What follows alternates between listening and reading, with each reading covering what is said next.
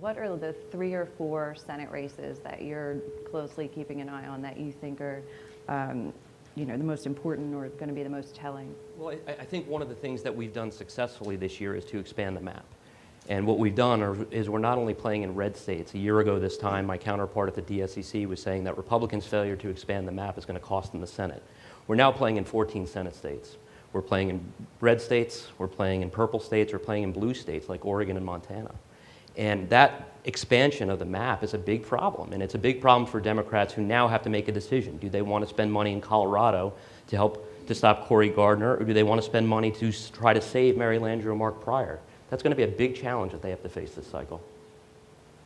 What are you? All right, so, do I agree? Yeah, I mean, expanding the playing field is huge, but a couple of races, the fun races, North Carolina I think is going to be a barn burner, and I think, hopefully the primaries will end up well, and we've got a quality candidate running there.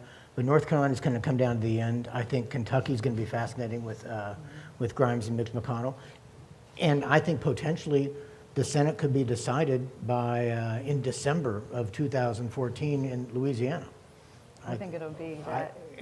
I think that's going to be interesting. It could come down to that single race. And can you imagine the amount of money that's going to be spent in over the last month of the campaign there? We'll all need to book hotel rooms in Louisiana. I'm actually keeping an eye on, North Carolina, I'll echo Neil, and I think that's a good one to watch too, and a good reminder for everybody that while the map obviously has Democrats playing more defense this cycle, that's a 2-year process. Every 2 years, one party or the other is playing more defense. But I think it's going to be a good example of where candidates and campaigns matter, and we shouldn't forget any of those things as we talk about the structural things. So North Carolina, I think Alaska, actually, it's a small state. Begich won a very close race his last election against a weakened candidate, but I think he is a real example of a candidate who understands the place he's from and had a win there, and it'll be interesting to see how that plays out. And I think Colorado, obviously that there are 2 strong candidates there. Right now, it looks neck and neck. And I think that's one to keep an eye on. Colorado, as Larimer County, and there is a perfectly ideal 50-50 independent county.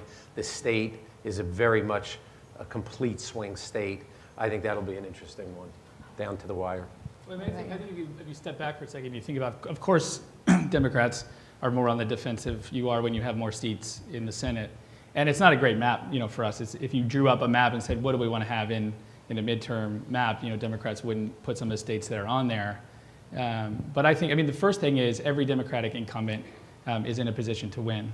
And if you look at the map being, the senator said the map being expanded on their side, there's also a map expanded on our side. The fact that the minority leader has a tough election and is going, if that election stays where it is, where do you think the money's going to go in October? Republican money is going to be spent in Kentucky, which when you're spending money in Kentucky is not necessarily a good sign. And you've seen in places like Arkansas, despite the millions of dollars that have been spent by outside groups, and if you look at North Carolina, 90% of the money spent already in that Senate race has been spent by outside groups, not the candidates.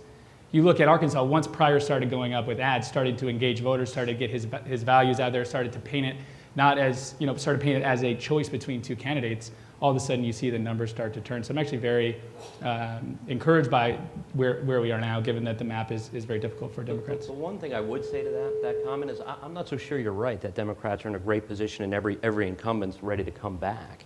If you look, Chuck Schumer and Harry Reid flew state to state to state in 2008. And what did they do? They went into Republican senators' home states and said they're not at 50%. Unless they're at 50%, they're not in a position to win. Mark Pryor is stuck at 42, 43 in every single poll. We'll keep that Kaiser New York Times poll off to the side a second. Mary Landrieu, 30s, 40%. Kay Hagan, low 30s. No, Kay Hagan's not in the low 30s. Kay Hagan's average poll number last year was 35%. Last year, she's polling 40%, over 40%, and she's ahead of her opponent a lot. So let's just at least put the numbers out there that are out there in the recent polls. If you're going to tell me she's at 40% and she's primed to come back, I respectfully disagree. Okay. Well, here's the point. Here's the point. Yes, I'll give you the point that I didn't say anybody is, that it's locked up. But the fact that none of them, you can't count any of them out, is something that, a month ago, if you look at the giddiness on the Republican side, that tone has definitely changed.